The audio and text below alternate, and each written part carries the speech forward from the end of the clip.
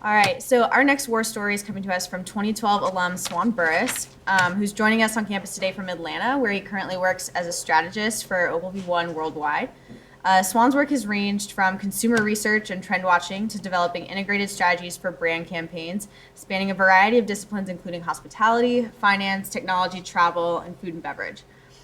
His experience includes time with Crispin Porter and Boguski in Boulder, the Bunting Group in Nashville, where he worked on accounts such as Kraft Macaroni and Cheese, Domino's, MetLife, Royal Bank of Canada, and ServPro. Most recently, Swan's led engagement and brand strategy for IHG Rewards Club and Royal Caribbean to identify consumer insights to reduce friction in the customer experience and provide creative inspiration for brand communications. So we're excited to have him here at ADLIB this year. So please join me in welcoming Swan Burris. Thank you very much. How's it going, guys? It's great to be back here. It's been like 3 years since I've been back. So I work at Ogilvy currently in Atlanta. Formerly was OgilvyOne, now under some big global initiative. We're all one Ogilvy. So no. It happened like 2 weeks ago. so you're not off. But yeah, so primarily I work on the IHG brands, which are Holiday Inn, Holiday Inn Express, and Crowne Plaza. So we work with Rob Riggle and a bunch of different other cool people with that brand. And I also do a little bit of work with Royal Caribbean. I also, before working on the brand side, was, as a part of OgilvyOne, doing a lot of what you heard in our last talk of email marketing and one-to-one communications. So, I've dabbled in a bit of, several different areas of strategy and planning.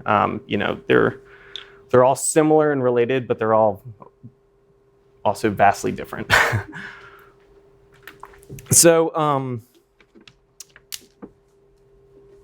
I was here when we helped to host the first ever ADLIB conference. So that was pretty cool. And was also in a bunch of Bowers classes. So I will shamelessly plug her class to all of you. Who has not taken a class with Bauer yet?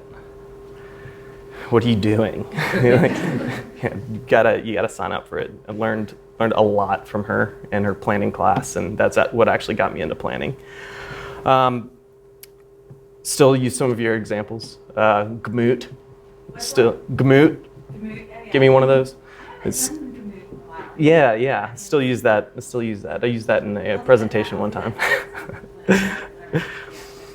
Yeah. So anyways, I'm here to share one of my war stories. This is my office in Atlanta. Pretty cool view. But actually, this war story, and like I'm really old enough to have war stories, but it actually comes from my time at Bunton. And another guy that you're going to hear from, also, he was my boss. And I wish he was here because I have a lot of pictures that I could show. But so it was from my time at an agency, the Bunton Group in Nashville, where my role starting out was a research associate, which was kind of a half-assed name of like, I worked some in analytics and some in strategy, but it was kind of, it was a made-up title. So a lot of what I was doing, I wanted to get into strategy, and I thought, because of my strategy experience working in Bowers class and, my internships, that I was just going to launch right into being a strategist, and that I knew everything, and I was this cocky little college kid. But of course, you get into the working world and you got to grind. It was coding surveys. It was working in Excel for 12 hours a day. It's collecting research. But so we had this opportunity with a new business client. And this client is Helzberg Diamonds. Has anybody ever heard of Helzberg Diamonds? Okay, say a handful of people. So it's a Berkshire Hathaway company. They do fairly well. They've got, I think, like, I don't know, 200 locations across the U.S. So a fair number of locations. They're just not very loud in their advertising. And we had an opportunity. It wasn't necessarily a pitch, but it was an opportunity to share our strategy with them, which, you know, is great because it's either like a yes or a no, they go with you, but you also kind of don't have the fallback excuse of the other agencies did it better and they just beat us in the pitch. So we had to deliver on strategy. So, you know, my background in, I guess my major was psychology. So I, you know, naturally gravitated towards strategy. And so my opportunity initially at the Bunton Group was in research, collecting research, both quant and qualitative research. Now, have any of you guys ever done man on the street interviews? Anybody else in any kind of form? Yeah. What are your thoughts on them? Pretty difficult. Why are they difficult? People don't want to talk to you sometimes. Don't want to talk to you. It's just painfully awkward. I mean, I did man on the street interviews. I had an internship at Crispin Porter. Had to do it for Domino's cheesy bread.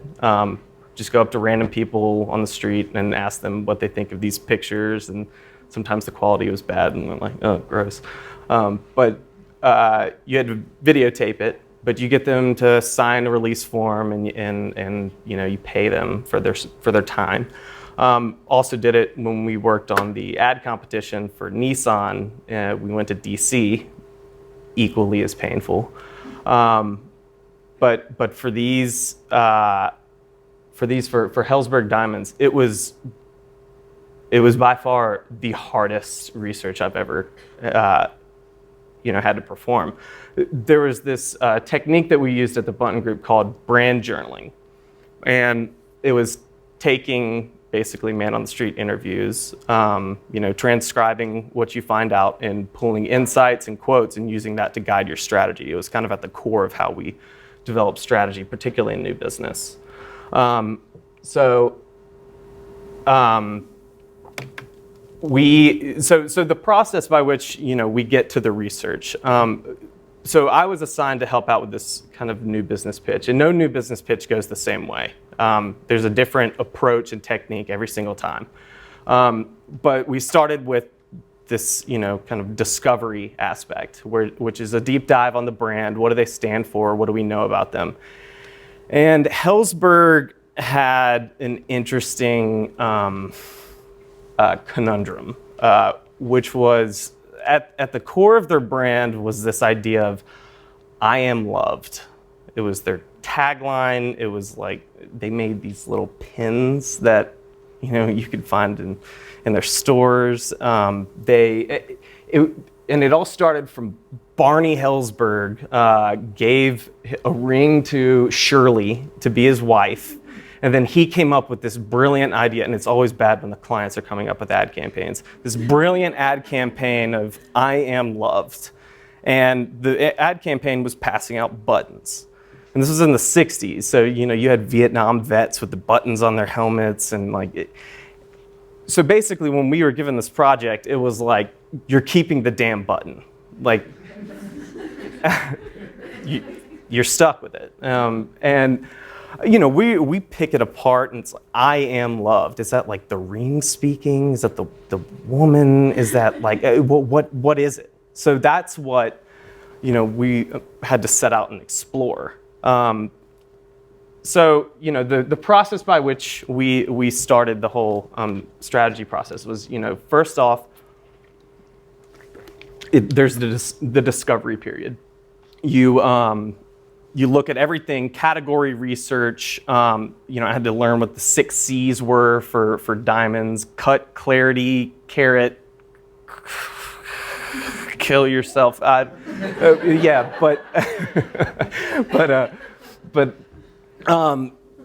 you have to learn everything there is to know about this industry. And all of a sudden, I'm a 24-year-old guy who just knows everything about diamond rings.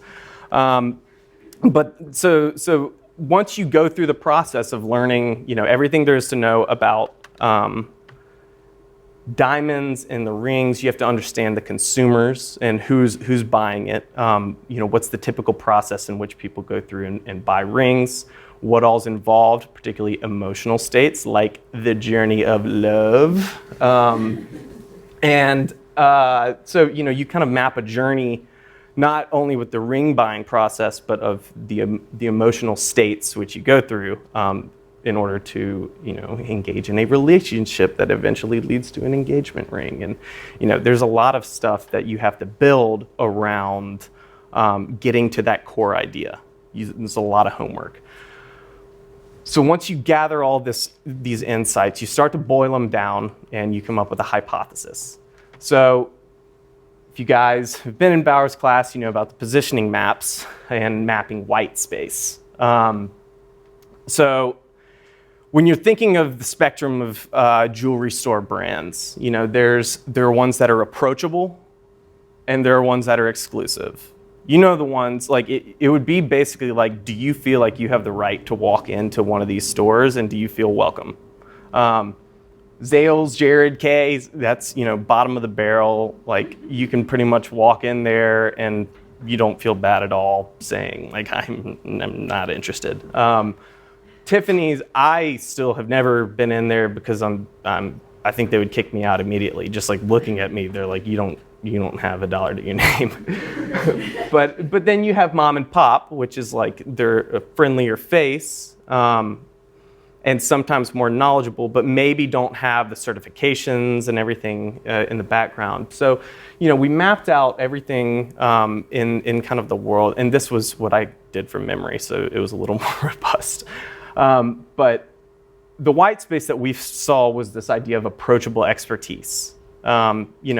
We want to be somebody that people feel comfortable coming to, but Helzberg goes through a rigorous process of getting their employees to be, GES certified or, the gemologist. I'm butchering this, but there's a lot of processes that you go through to know about the rings and the clarity and all of that, so that there's trustworthy, which is a big thing in jewelry shopping. So once we have this hypothesis, this is where I came into play. So I helped with the discovery. I helped more or less sit in while Jeffrey and everybody, we all come up with kind of what our hypothesis is. And then it's to go out and test it. And this is where the brand journaling comes into play. So we had to go 3 different locations across the US. I chose to come to Richmond because at my time, my girlfriend was at W&L. It was a great excuse to come back up here. And then we had Nashville and Atlanta. And so to go do these man on the street interviews, Jeffrey's not here, so I can say this, with no release forms, which is big no-no, no cash incentive, so not looking very enticing. And oh yeah, I had a video camera that I had to shove in people's faces. This is before cell phones had the technology that you could really record it. So I had a big fat camcorder. And so I had to go up to these random people on the street and ask them if they'd be willing to spend anywhere from 5 to 30 minutes talking about love. So you can imagine, not easy.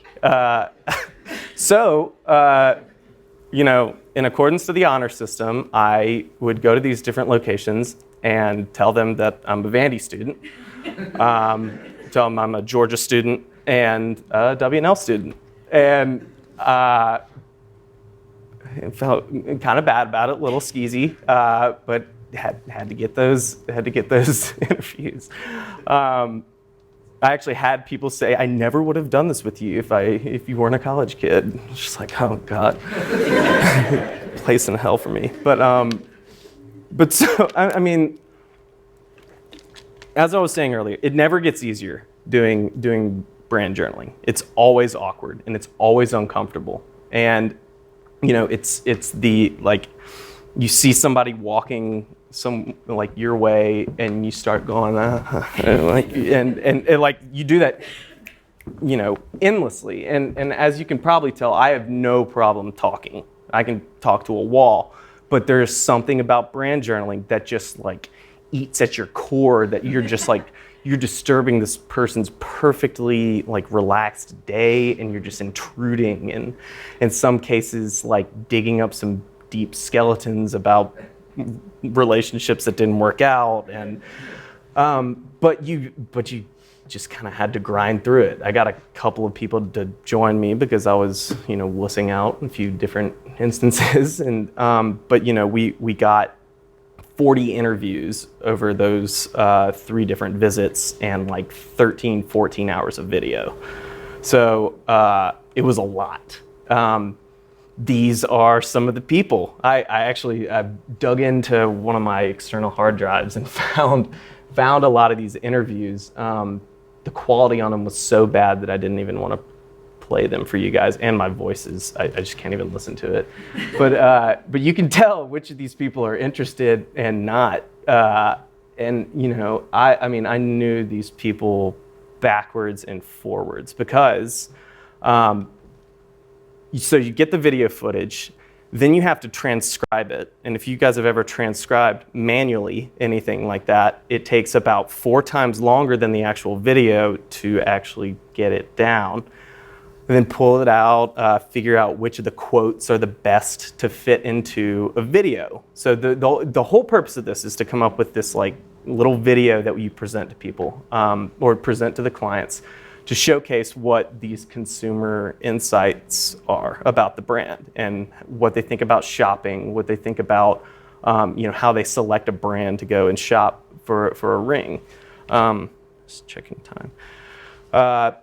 So sound quality is important. These shadowy shots had to be thrown out.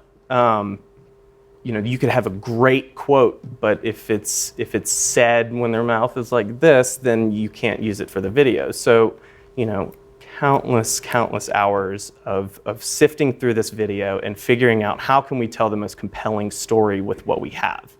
And also, at the same time, using those insights to craft our overall strategy. So we, this is some of the transcripts where, you have to just highlight the quotes and organize them and bucket them and make sure they tie back to this theme, this narrative that you're trying to tell in this video. And so, as you work through, sound quality's bad, the quality of the shot's bad, they're not saying the right thing, or they're using you can't use the word Hellsberg in the video. And so we end up with the grumpiest people, and they're supposed to be talking about love. So what we also found out, which I didn't realize, is the person who's supposed to edit the videos had recently decided to travel the world. So there was nobody that could edit the videos. I had edited one video in my entire life. It was on iMovie. And all of a sudden, I was the producer of this very important video. I had to bring in my personal laptop because they didn't have any of the video editing software. And after spending, I think it was 120 hours, I had my first cut.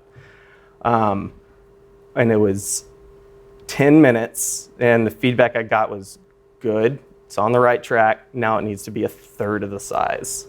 And if you've ever edited video, cutting out some stuff that you've slaved over and knowing bitchy face and smoker girl and vest guy and UVA gear guy, and they're like a part of my family. I can't just cut it out. But then at one point, one day, I was working on this laptop and it crashed. I got the file corrupted, and then I got the black screen. And I've never done this before, but I did the full table swipe. I did the 100 mile an hour, just everything off my desk and went home. And it was like, I've been grinding on this so long, and I can't believe it's just gone. But of course, you think the world's over. It's not. We ended up actually recovering the files. I ended up learning how to use Premiere Pro, and we put together this video, and then we presented it to the clients. We ended up kind of after going through the brand journaling video process, we ended up landing on your story. And that came directly from mapping, taking some of the questions that we had asked some of these interviewees, turning it into the actual process by which they knew that they wanted to buy a ring, going to buy a ring, finding the right store, finding the right employees or people to connect with, and then actually, going in and buying the ring. And it turned into this actually really compelling and interesting strategy, which then turned creative, that really connected with our clients. As you can see, the quality of this is pretty terrible, but this maps, the emotive states using the I am. So we kind of amended a little bit of the I am loved, but we made it fit so that it was a personalized experience that you could trace, all the way to the point of purchase. And the clients loved it. I was talking with Jeffrey yesterday. I'd never heard this. They said that it was a strategy spa when we came and presented to them, which I guess that's a compliment. And so we won the business. And yeah, so that was like really the first real time that I had, been involved with really strategy in the strategic process. God, these people are going to think this is weird. But getting your hands dirty and really taking some risks and volunteering yourself for some tasks that you may or may not know how to do, it really actually helped kind of propel my career. Getting into strategy, a lot of people, you have to go to get your master's at VCU or Texas or Miami Ad School, or you transition from another branch of advertising into strategy. And, just by, having my computer crash and forcing me to learn video editing software and, talking to some people awkwardly on the street, it actually showed that I could take some insights, help to apply them to a bigger campaign. And so, when you're caught up in the moment, you can really get overwhelmed with like how shitty this is, like how unbelievably awkward. So the first thing, you just have to do it. Like, I would relate this to the job search process too. Like, it sucks making those cold calls. It sucks reaching out to people that you don't want to disturb them. You don't know what's going on with them.